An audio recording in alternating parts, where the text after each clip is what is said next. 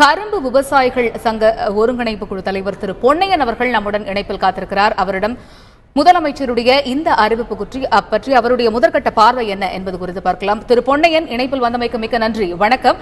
முதலமைச்சர் ஓ பன்னீர்செல்வம் அவர்கள் முக்கியமான ஒரு அறிவிப்பை வெளியிட்டிருக்கிறார். அந்த அறிவிப்பில் பல்வேறு விஷயங்கள் இடம்பெற்றிருக்கின்றன. குறிப்பாக கரும்பு விவசாயிகளுக்கு 45,000 ரூபாய் இழப்பீடு வழங்கப்படும் என்று அவருடைய அறிவிப்பில் இடம்பெற்றிருக்கின்றன. இது குறித்து உங்களுடைய முதற்கட்ட பார்வை என்ன திரு பொன்னையன்? பதிவு செய்யுங்கள்.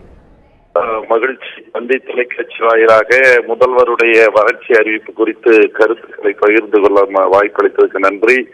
கரும்பு விவசாயிகளுக்கு பயிர் காப்பீட்டு திட்டத்தின் கீழ் வருகின்ற கரும்பு விவசாயிகளுக்கு என்று அதில் தெளிவுபடுத்தியிருக்கிறார்கள். அது 45,000 முழுமையாக கிடைக்குமேயானால் எங்களுக்கு அது ஒரு மகிழ்ச்சியான அறிவிப்பு தான். இன்னும் கூடுதலாக முதல்வர் அவர்களுடைய அறிவிப்பிலே வெற்றி போனதாக நாங்கள் நினைப்பது, ஏக்கருக்கு பயிர் 5,000 ரூபாய்க்கு கொடுப்பது போதாது, ஒரு ஏக்கருக்கு குறைந்தது 30,000 ரூபாயாவது பயிர் செய்யாமல் இன்றைக்கு பாசன பகுதியில் இருக்கிற விவசாயிகளுக்கு வழங்கப்பட வேண்டும்.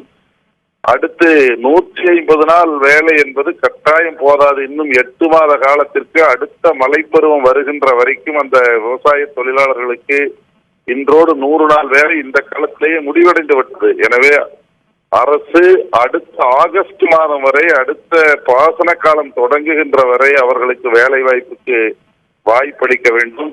நாங்கள் தொடர்ந்து கோரிக்கை வைத்து வருகிற தென்னை விவசாயிகளுக்கு இதுல எந்த விதமான அறிவிப்பிலே எதுவுமே பேசப்படவில்லை. தென்னை விவசாயிகள் மிகப்பெரிய அளவில் அடுத்து பாதிக்கப்பட இருக்கிறார்கள்.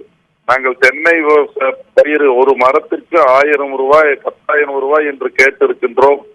அது குறித்து அறிவிப்பு வெளியிடப்படவில்லை. இது தென்னை இன்றைக்கு தமிழகத்திலே கேரளத்துக்கு அடுத்தபடியாக அதிகமாக இருக்கிறது. தென்னை பயிர் கட்டாயம் இந்த வறட்சியை அழிந்து போக இருக்கிறது. அது குறித்தான அறிவிப்பு நாங்கள் எதிர்பார்க்கின்றோம்.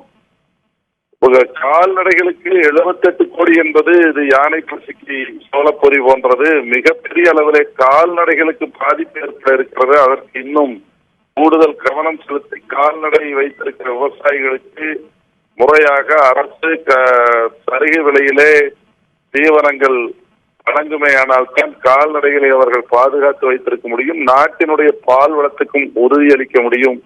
அந்த வகையிலே கால்நடை விவசாயிகளுக்கும் ஒரு திட்டவட்டமான அறிவிப்பு இல்லை என்றே பார்க்கின்றோம்.